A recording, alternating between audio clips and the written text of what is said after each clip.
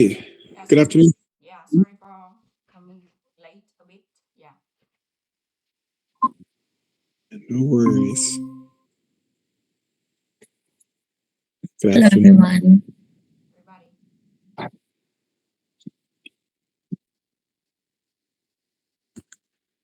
We'll wait another minute or two. What are people doing for the holiday?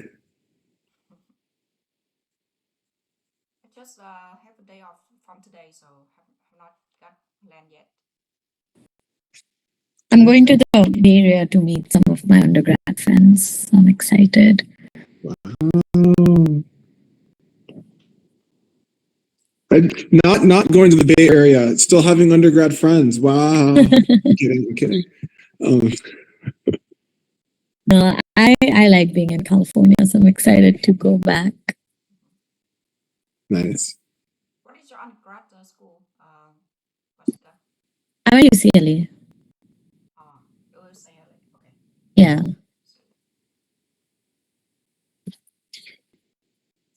Okay.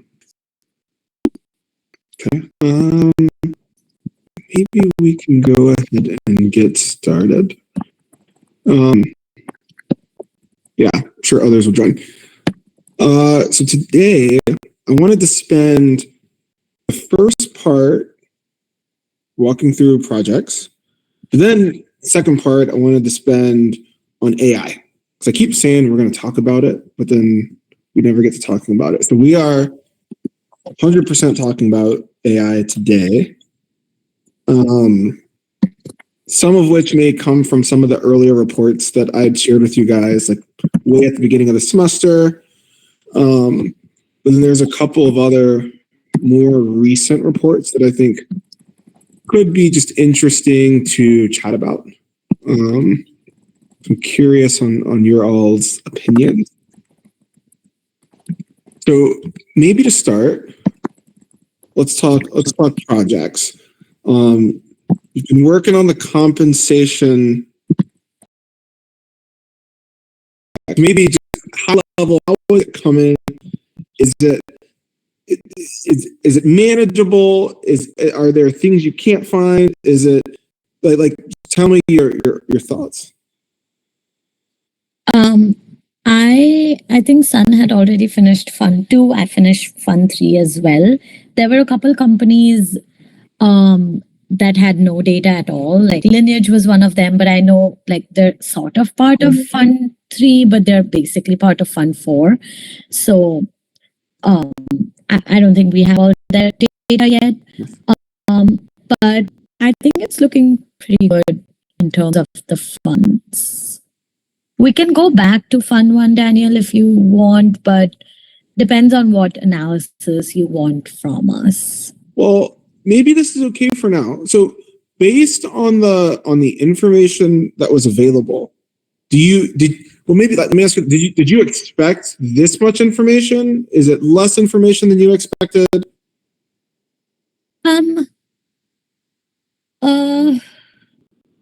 I think the information I was expecting this much because these are smaller companies. We're assuming like 10 million less in revenue, right? And payroll is a big part of their G&A as G&A expenses. So I'm not surprised that they have it broken out. Again, if we were talking about a Series E, F, like Series D, like bigger unicorn companies, and then they had granular level of all the compensation in their financial model, at that point I would be a little surprised and that they still have it broken down. They probably still will have to have the data, but I would have assumed it would be in a separate file. But since these are smaller companies, I'm not surprised that they're all part of their financial model because they do have to keep all the salaries in mind. It's a big cash flow for them.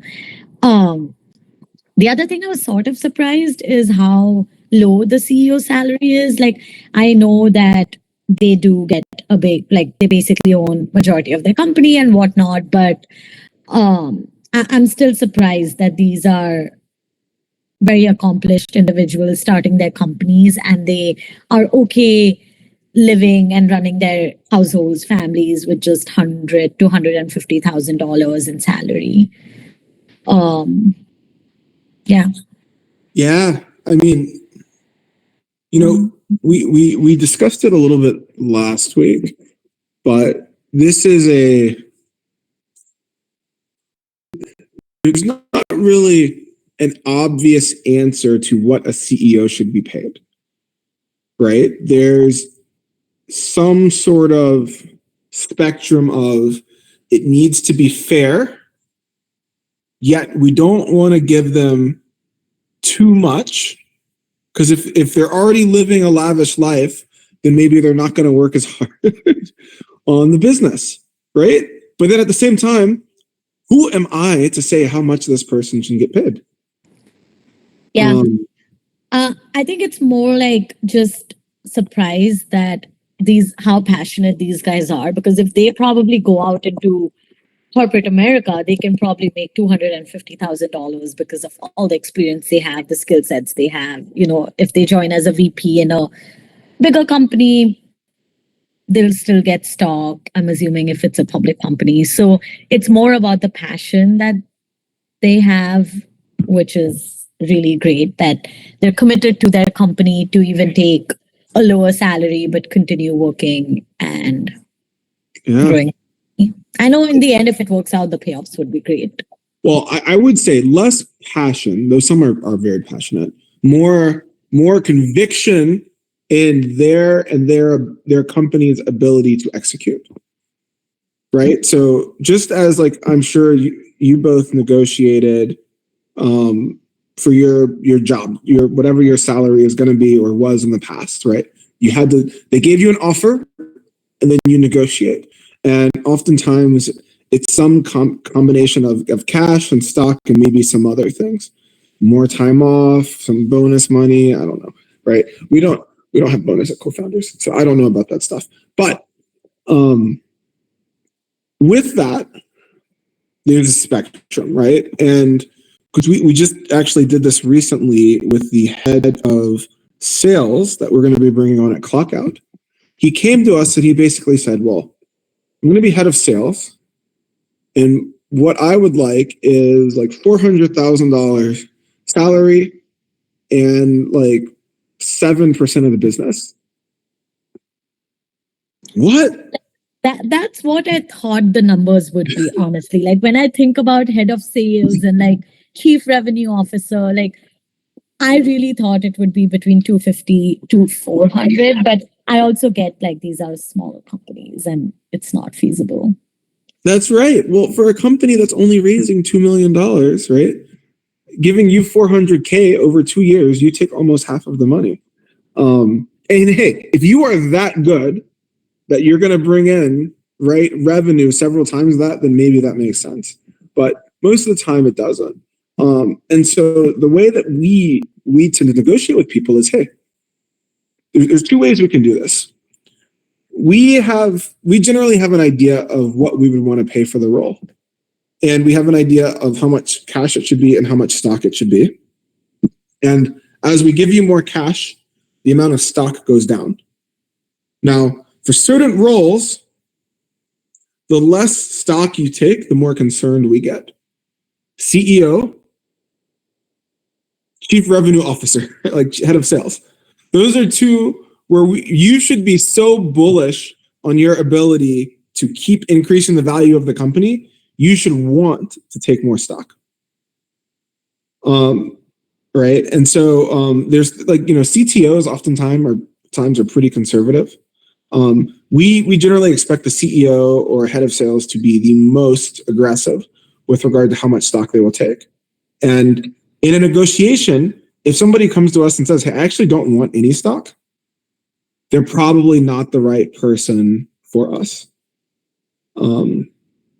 Same thing with the CEO. If a CEO ever said, we don't want stock, I can only think of one person who's really done that well, and it's Sam Altman of OpenAI, because he's already a billionaire. So, okay, cool. So that's why I think from this project, we are missing the information about options. I think it's very important if we want to compare apple to apple. But now I think this file could be a benchmark when you guys trying to compare the salaries with of several positions. Especially we have a sector information here, and you can Mhm. look at it and see like, oh, a company in this sector pays CEO with that amount of money. So you can use it as a benchmark. So I think the file still have some value here. Yeah. What, as you think about sort of other key takeaways? So, right, like CEOs are getting paid less than you would expect. Let me go in and see if I could find option data for stock option grants. I think I can for a few. Um, For a few photos information do that's you, listed in the cap chart, but for other position, it's hard because they often name. yes, they name the person but not the role. Yeah, not the role. Yeah. Okay. Good point. Good point. Um, And also, I think one thing I think like yeah, the salary could also depends on the margin of the company. If we compare only sales, it's just half of the story. Yeah. So oh, interesting. So you're saying the higher margin the business, the higher the salary. could be the salary could be right because it's a kind of expense, so low margin. So how can they pay high salary? So I don't, now I'm curious. I don't, my assumption, if I had a hypothesis, I don't think it would be that. Um, Oftentimes, and this is partially why we're doing this, because we don't know. I think the salary has very little to do with the person's capability or where the business is actually at, which is a problem. So for example, if you are and we don't have this here obviously, but if you're a 40-year-old executive, your salary is probably going to be higher than if you're 25. Should it be higher? Well, if you're more experienced and you're going to make fewer mistakes and you've done this before, maybe. But if this is your first time running a company and this is your first business and you've never worked in a startup before, should it be all that different than a first time founder that's a CEO at 25 years old and doesn't know anything? I don't know. I just my point is like the salary could depends on the margin of the company. Yeah, because at the end they still have to put the salary into the financial model to see how profits they can get, right? So yeah, that's my point. Got it. Okay. Okay. Nice. This is useful.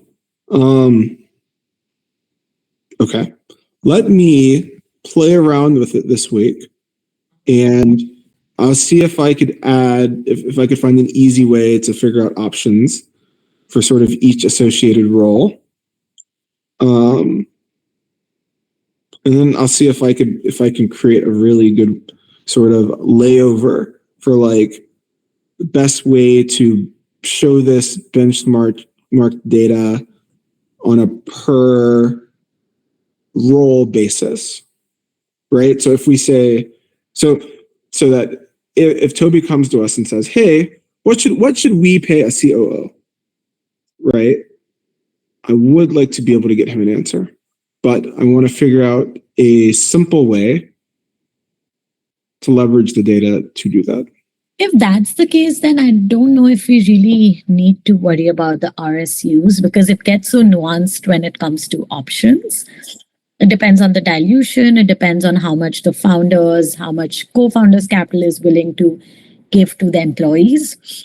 Of course, this file is going to be so helpful when it comes to like the actual cash money, because then you can pull it up and be like, this is our portfolio. Like, look at these different companies. There are companies that are your size, similar revenue, whatnot. But when it comes to like options, if it's my company and you tell me that I should, and I'm the CEO, you should, like, I don't know if I would like to benchmark it against other companies in your portfolio. My salary, yes, but when it comes to options or like just like RSUs and stuff, it would probably be a more like nuanced conversation based on our specific startup. Ask it this way. So let's say you are CEO of Lineage. You got $1 million in revenue, give or take. You need to hire a head of sales, right? Let's say that this benchmark right here tells us, and I don't know, that we should pay the head of sales $200,000. How would you think about determining how much stock to give them?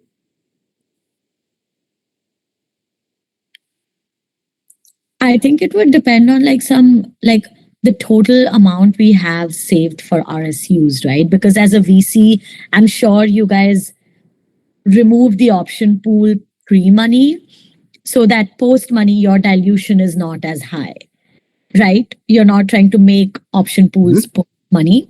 That's So correct. it fully depends on like how much of the option pool is reserved pre-money and then how much it's already given out. Well, but we would know that, right? So let me back up. Oftentimes, we tell them what it should be. So from an option pool standpoint, so we will say, we're going to invest this much at this valuation. And oh, by the way, Correct. we want you to have a 10% option pool. Correct. Exactly. So if you know it's 10%, then you're not gonna give the VP of sales like it depends on the valuation then, right? Like that's what I'm trying to get at. Like Lineage's valuation wouldn't be the same as CareNexus. So the amount of the option pool would be so different. Like 10% for CareNexus would be so different than 10% for Lineage. I think, yeah, I get your point, Vanny Sika, but this part, I think it's just a benchmark. Like co-founders can use it as for the advice for founder. For example, if founder can ask like, how should I pay for CTO, and co-founders can look into the file and say like, oh, some company gave CTO for X amount of salary and X amount of options, and you could use it as a benchmark. But at the end, it still depends on the financial models of each company. So it's not, we cannot use this file for give an exact number, but it should place at a benchmark only.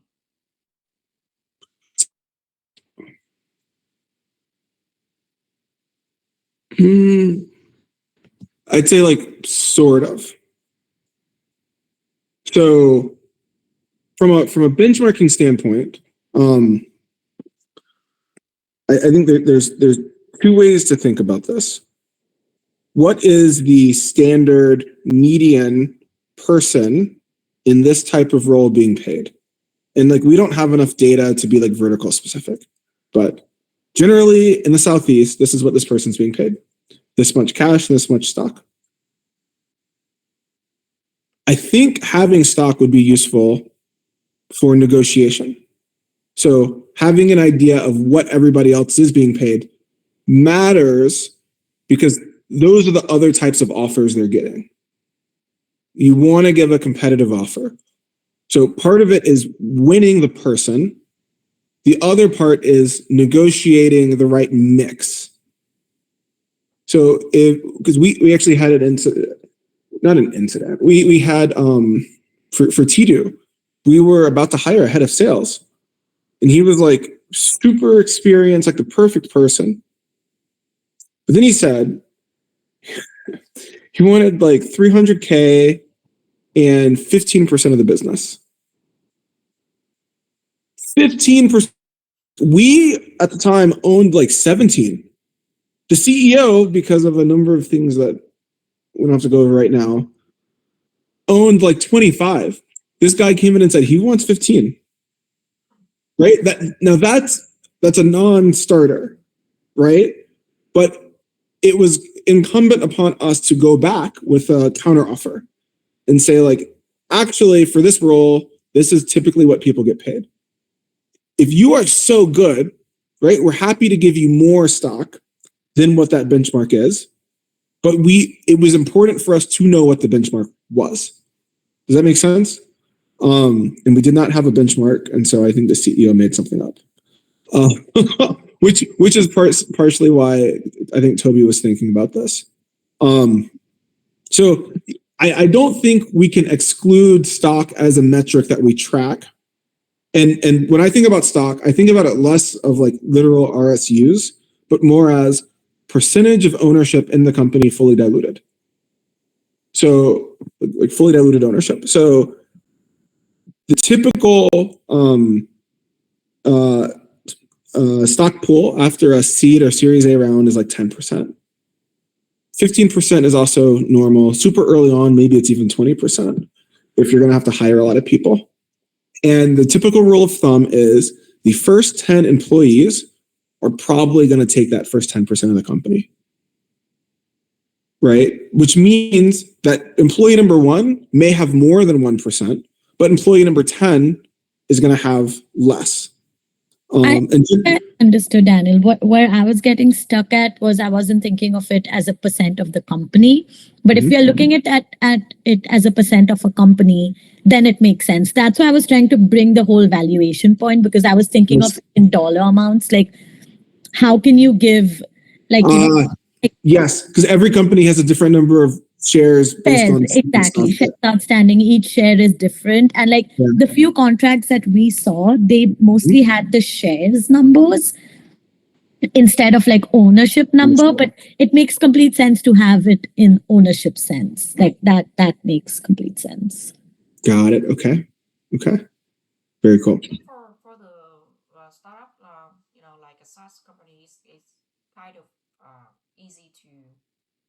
easy to estimate the valuation, because we have multiples and we can project revenues. So I think for some people who want to work for startups, they would have that mindset, and then when the CEO negotiate with them about the stocks options, they wouldn't have that kind of calculation in their mind, and it's a negotiation between them and like the CEO to set the what percentage they want to get. So of course, I think if we have a benchmark for options, could be a great information for the CEO when they set the salary policy.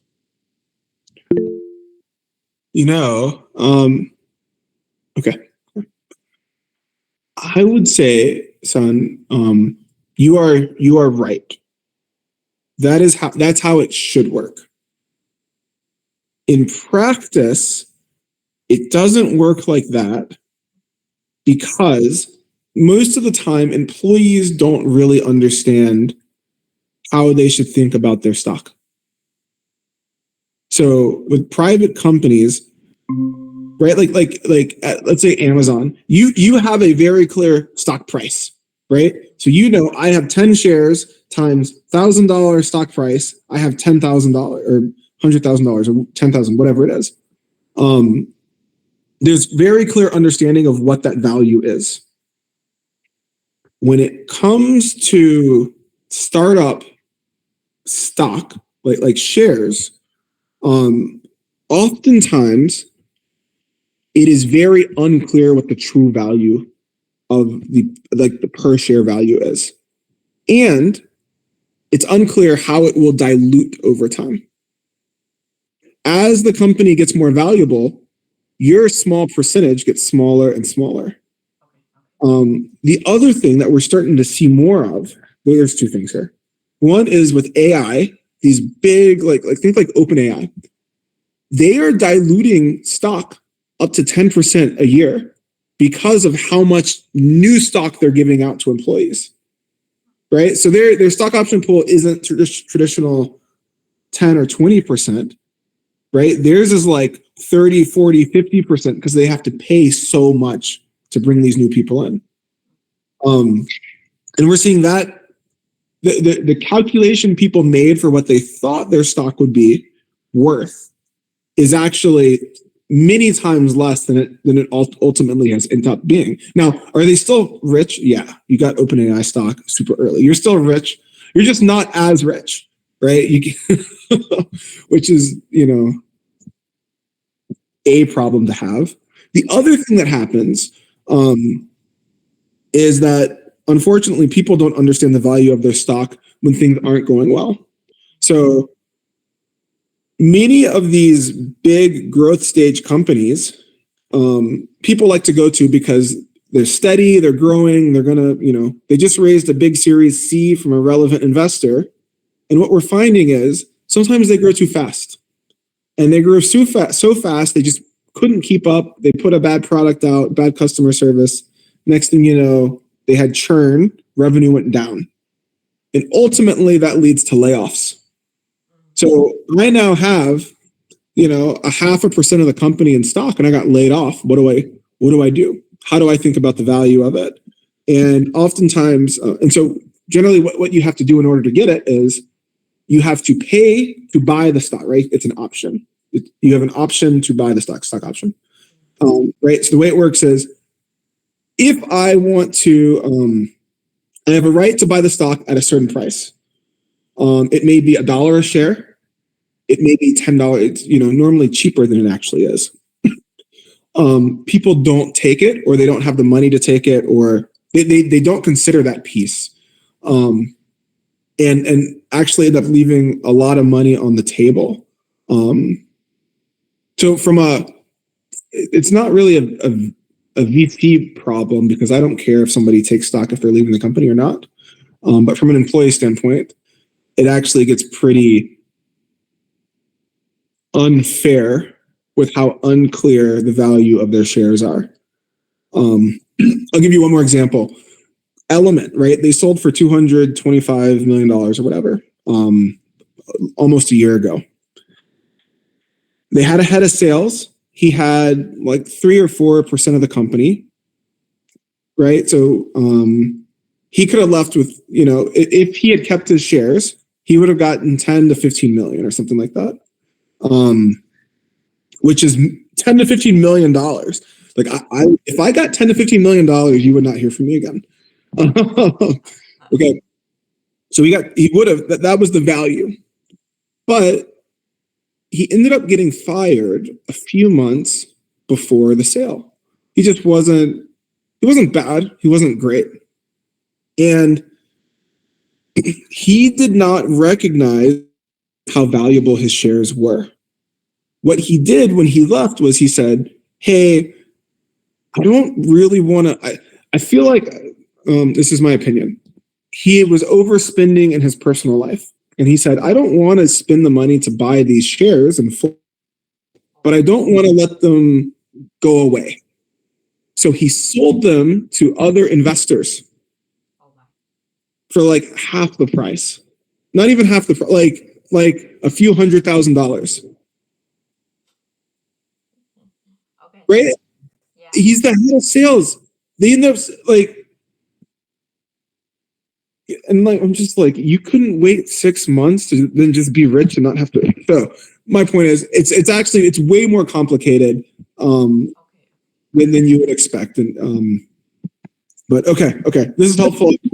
Sorry, do startups usually tell their employees what the current value of the shares are? Because I have a few friends who are at like Series B, Series C stage startup, and they don't know the value of their shares. Nobody has any They keep guessing based on if more capital is raised and something is mentioned to them, but on like a regular basis, they don't know how worth their shares are. That is true. It is. So, right, let's be, and I can say this because I've never been a CEO, so I've never been in this position, but there is management and there is staff. And no matter how close a team is, there will always be management and staff, right? Like management and labor. That's what I would call it. It's been like that for forever. Unless you have a team where everybody's equal, it will continue to be like, even co-founders, they are the partners. I am the labor, right? That's what it is. And there's always there are some areas where management and labor are not aligned. This is one of them. So oftentimes we will see if there is a deal to be had that makes management filthy rich, but leaves out labor, management takes it. I repeat. Makes sense. Yeah. Management can get rich, even at the expense of the rest of their team. Oftentimes they will take it. And you say, Daniel, it's not true. And you could point to a lot of companies where people made a lot of money. And I will say, yes, because everything went super well for those companies. Even for Element, things went pretty well. With that said, there are a lot of companies where management ends up, let's say the company is struggling, or management sees a better opportunity elsewhere. They will take the money and run and leave staff with nothing or very little. There was an acquisition over the summer. I'm going to make sure I give you the right name. Okay, this is what it was. And I may have mentioned it, but we definitely didn't go into it. Have you heard of the company Scale AI? No. Okay. Basically, they are one of the groups that labels data that is used for these AI models. This is a cat. This is a dog, right? So when you upload a picture, it knows it's a cat or a dog, right? Simple. Excuse me. They do this at scale with very complex things. So the company was worth, I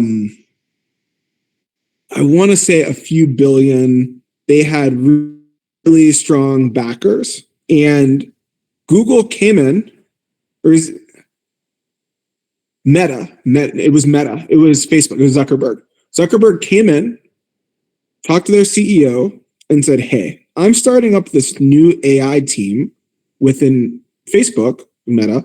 I want you to lead it." And the guy said, "Oh, well, you're going to buy our company?" Facebook said, "Well, don't really want to buy your whole company, and we don't think the government would let us. So what we want to do is buy 49% of your stock. And I will give you $14 billion. I will give you $14 billion for 49% of your company. And I want to take the CEO and a few of the other leaders, but I want to leave the whole rest of the company." CEO said, well, what do you think the CEO said? The CEO just took it. Sorry. CEO, he said, fuck yeah, right? And he took the money. The investors took the money. And then the company is like, well, what do we do now? We just lost the genius that was leading us. They now have access to some of our core proprietary information. And then all of their big customers that are competitors to Facebook stopped using them, or all their customers that are competitors to Facebook stopped using them. So the value of the company nosedived. Right? And the guy said, well, hey, it was an offer too good to give up. And the investors said, hey, we made billions, right? We're not mad. But the employees are left with stock that on paper is worth a lot of money. It's worth, basically 15 billion. But in reality, less revenue, lots of churn, no leadership, right? It's a boat in water without an engine. So it's not really worth much at all. And this has been happening. Read about this, and then the problem is. So what do you mean, like for the employees without stock options, they will leave the company, right? Well, they had stock options. They're just not worth anything now. Because on paper, because of the Facebook investment, it's worth a lot. But the business is now in a bad position. Nobody will buy it at that price. Nobody's going to match Facebook's price for the other half of the company, Yeah, yeah. right? They're going to. Yeah, so you mean like 49% of the company just like the stock, the already redeemed stock, right? Mhm. Okay, so current investors, I understand. So which mean like the value of the option in the future is nearly zero. Basically, exactly. It would not be worth. Yes, that's right. That's right. So I'd say there's a lot of situations like that you don't hear about in the press, unfortunately, where management may actually make a decent amount of money, where everybody else loses their money. So we prefer it when management loses with us, but sometimes, okay, last thing, Curement in our portfolio, they sold earlier this year. What people don't know is we lost some money in that. The CEO still left with $1 million in his pocket. Right, he lost all the investors' money, yet he's still left with $1 million in his pocket, which is kind of wild. How did that happen? The buyer needed him to do some stuff in order for it to make the transaction valuable. They said, I ain't doing it unless you give me $1 million. So then they said, investors, we know this money was going to go to you, but we're going to take it and give it to the CEO. Or we're not doing a deal. That's kind of what happened. So it happens. None of his team made money. Okay. Because I mean like in summary, I think like for the employees, from the perspective of the employee, they would definitely prefer to get the salary rather than stock options because everything is very uncertain. Except the founders or like the salesperson who is kind of aggressive, as you mentioned before. It depends on the company. So if I'm an employee of OpenAI, I want stock. If OpenAI wants to buy any co-founder's company, I want all stock. When YouTube got bought by Google, it was all stock. Google regrets it to this day because Google stock went up about 20 times after the acquisition. Right? So they could have bought it for 5% of the price than they actually did.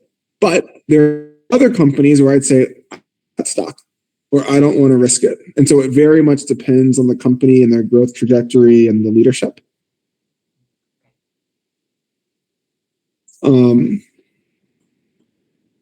Okay, I wanted to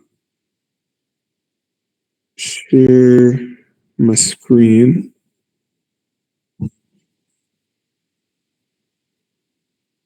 And we'll talk about some AI stuff for a few minutes.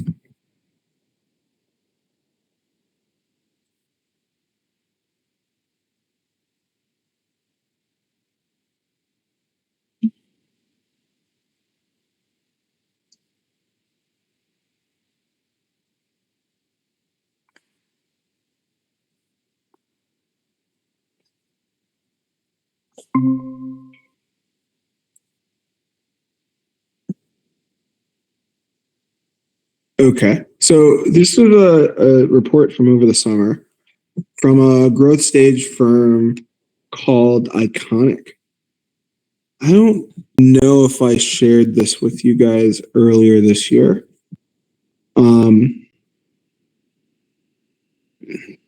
But there were some sort of takeaways that I was thinking about. And forgive me for this looking kind of weird. I downloaded it instead of just pulling it up online. So I think my pages are slightly off.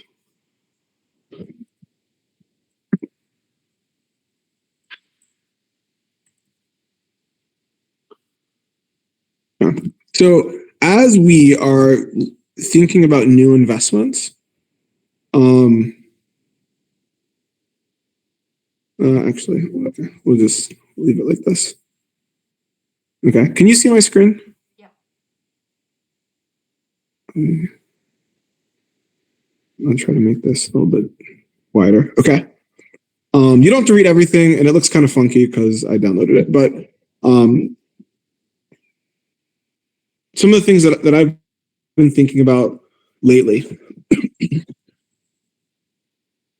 we are now at the point where we are in, as we think about like the shift to AI and AI businesses and what makes a good or bad company or what makes an interesting company or like what we should be focused on. Everything basically touches AI now. What we're starting to see is the product stack that uses AI start to mature. So what this chart is basically showing is the stage of each type of technology. Does that make sense? So these are all sort of AI products and where they are in their life cycle. Are they just launching? Are they in the beta stage, right? Still testing? Have they officially launched? Or are they scaling? Right. And then on the right side, sort of similar, not exactly, but sort of similar. And what we're starting to see is more companies moving into the darker space, right? Essentially, these are more mature, starting to scale, excuse me, are more starting to prove out product market fit. I think the reason this interests me is as we start to assess businesses, we can no longer say, well, we don't know if people are going to like the AI version of this, or is this ready for prime time, right? Or is the market ready for this? Will buyers use this? Will buyers buy this? Will they believe that this is ready? I think we've sort of reached the threshold where the general public and your average business is indeed comfortable purchasing an AI native product, and they're comfortable enough using it. It's not magic or brand new to them. Does that make sense? What is AI native? Yeah. So I think of AI native as either the workflows in the tool use AI. So when I say workflow, let's say we need to, what's a good example of workflow? I need to upload documents, I need to process documents, and then I need to spit out a report. In the old days, last year, I have to literally upload the documents myself. I have to press a button to analyze the documents. I may have to change some things within the analysis, and then I have to generate a report and then send that to people.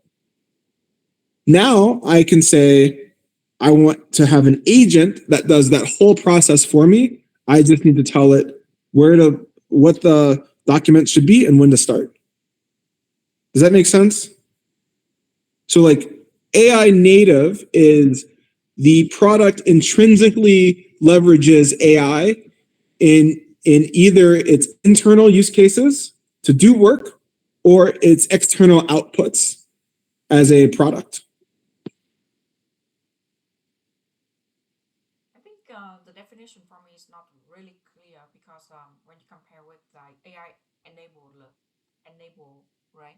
It's kind of like similar because for example, in your example, right? It is a long workflows, and AI may not, be plugged in every step.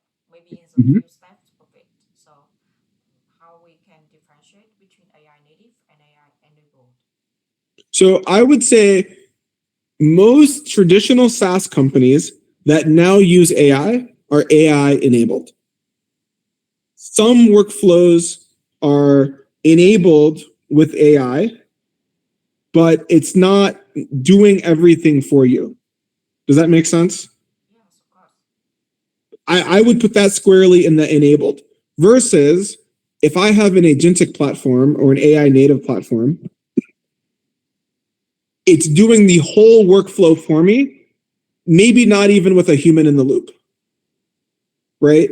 It's several orders of magnitude more efficient and more autonomous,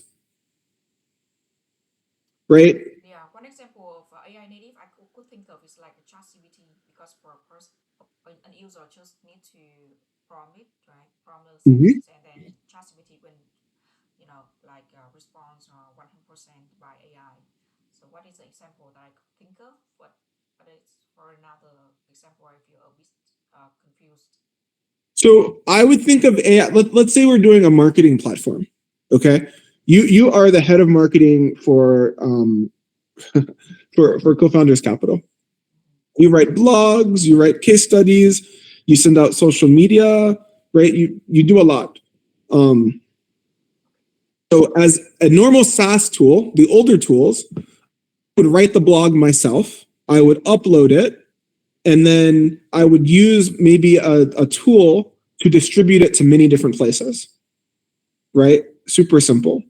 And then I may manually take that blog and turn it into different snippets that I could use for tweets, different quotes I can use for tweets, right? And then maybe I would use some of the blog also for a white paper or a case study. If I give an example, I may go more in depth, but I would manually do each of those things. Does that make sense? So that's like traditional SaaS almost. Enabled is I am using ChatGPT to write my blog, but I still need to go manually distribute it to these different places. I need to put it on LinkedIn. I need to put it on Substack. I'm going to put it in the local newspaper. And then enabled is I'm going to ask ChatGPT what I can take from this blog and put and use for social media. And it's going to give me 5 different tweets. And then I'm going to manually go and tweet each of those 5 things. Does that make sense? So I'm using AI. AI is enabling me to do things quicker, but I'm still very much doing them, right? There's still a bunch of steps that I have to take. AI native is me telling the application, hey, I want to write a blog for Co-Founders Capital about this. And then once I write this blog, I want you to distribute it to these different places. I want you to then take the key ideas, create tweets for them, and I want you to distribute those tweets on Twitter and, figure out the best timing. Oh, and by the way, I want you to turn this into a case study and put this on LinkedIn. And it does that all autonomously. Okay. Does that make sense? So one's like super manual. One is human in the loop, but using AI for some things, and some things are manual. That's enabled. And then when I'm thinking AI native, it is you get the outcome I asked for. I don't have to do much in the middle of it. Okay. There were some other things I wanted to talk about.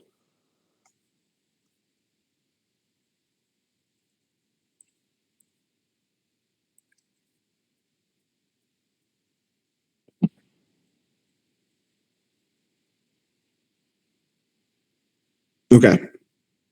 So maybe I think this was kind of hits on what you were asking about.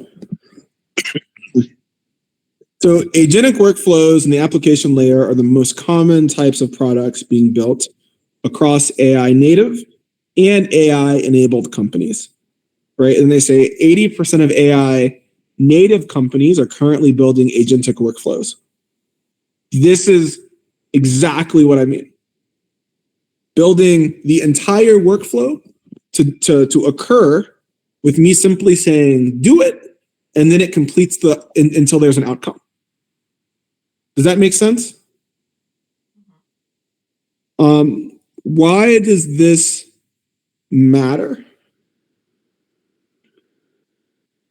If this is what our competition is going to be, if this is what the status quo for products are going to be, then we should be looking at these same sorts of opportunities.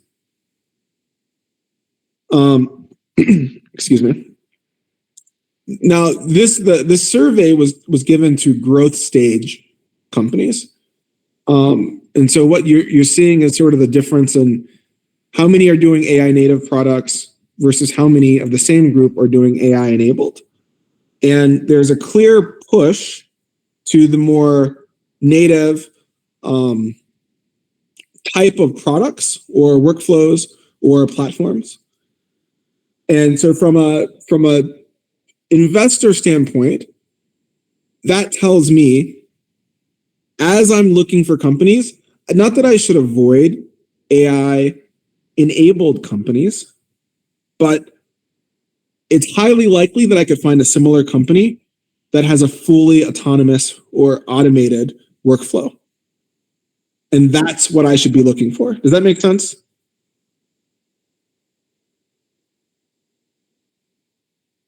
If it doesn't, say so. It's okay. Yeah. Go ahead.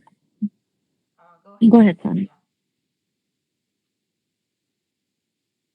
I think it depends on the workflows, right? So its category could be workflows, but it depends on the industry as well. For example, like healthcare, I found like more and more companies building AI agents for healthcare industry, but it doesn't mean like the workflow is the same for every AI company. Yeah, so I think it's different. Even though you can see on the charts like more and more companies have a AI native for workflows, but what kind of workflow is more important? No, so I think you're fair here. I think here's what I would say, right? There is a push for end-to-end automation. So even within healthcare, right, you got to be extra careful. And I'm sure there's many workflows that you don't want to be automated. But I think from a customer standpoint, this is going to become the status quo. I want the software to give me an outcome. I want the software to complete the job. Right? So at the moment, software helps me complete the job. In the future, software will do the job for me. Right? And I think that mindset and getting on that leading edge of that is really important. I'll give you an example. We are looking at a company it's in legal tech for law firms. And basically what they do is they listen to your conversation. So somebody calls in and says, hey, I was hit by a car. I would like to sue them. And so it's your job when you get these calls to figure out, one, do they have a case? And two, is it highly valuable? And this group's software can help you in real time communicate the key points or extract the key points you need to get from the caller. How big was it? A tractor trailer? Was it owned by a company or just a random person? Did you break your leg? Did you hit your head? Are you still in the hospital? Right? Did somebody die? All of these things help you figure out, is there a case and how valuable it is? And we're talking to this company, and at the moment, they have a sort of human in the loop version of the technology, where at every step along the way, it does something, and then the human has to say yes, and then you can keep going. In my research, I found that most investors, actually, so not that law firms really had an opinion, but most investors believe that the future of this type of technology is fully autonomous, where the human should never have to tell you, yes, keep going. In fact, when we were talking to technologists, they were saying this shouldn't even be handled by a human. This should be an AI agent on the phone running through all of these questions with the person. And once it's done, it should send you a package in the email to say, yes, you should take this case. This is how valuable it is. This is how likely you are to win. And so when I went back to the company and said, hey, we've talked to technologists, we've talked to other investors about what they want to back in the future. This is sort of the direction they're going. The company said no. They said, we disagree. We think human in the loop will be there forever. Do you think we should make that investment? Yes or no? I think it's your case. It's I don't say it. I mean, like for something related to legal or insurance, there would be regulation involved.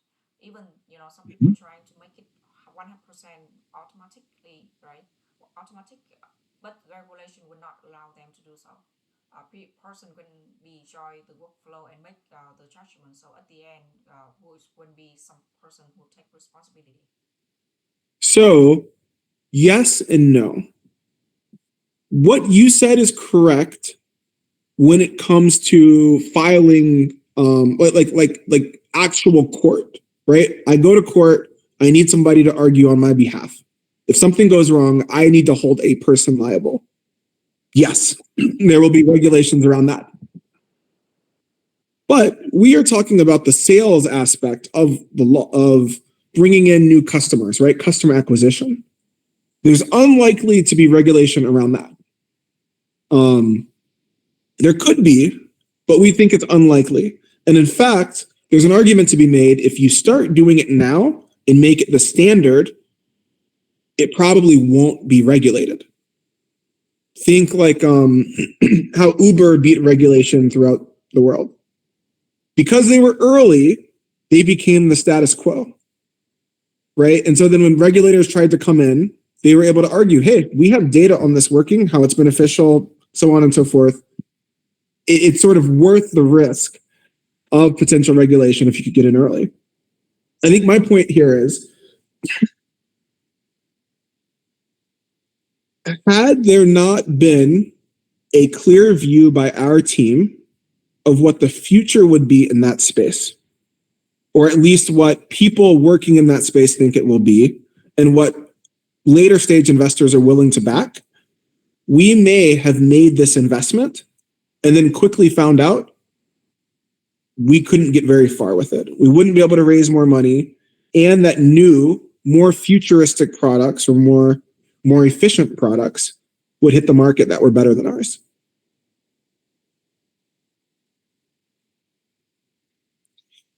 I'd say, and I will send you guys this report. This is like 100 and something pages, I think, or it's 77 pages. Each item is fairly simple in what it is or what it represents, but as a whole, it can be very meaningful in how you think about opportunities, how you see the future of these technologies. Yeah, I understand your point because you try to select investment, so you want to have a look in the the broad perspective. So how could the AI industries could be in the future? So That's right. yeah, think about I would think about it. Because I'd say, and this is the last thing I'll say, at the end of the day, right, when you both become investors, you will only have a handful of investments that will define your career. Maybe one investment a year, maybe two investments a year, but those stay with you your whole life. That is now your track record. So when you make the decision to invest in a company, you need to be so convicted. You must have so much conviction that it is the right investment and that you made your decision based on sound data, decision making. Strong view. Okay, that's all I have for today. I've taken you over.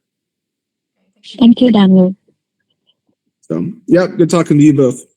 Yeah, happy Thanksgiving. Same to you. I hope you have a nice break and go have fun. not really good, but it's good now. Thank you. Thank you.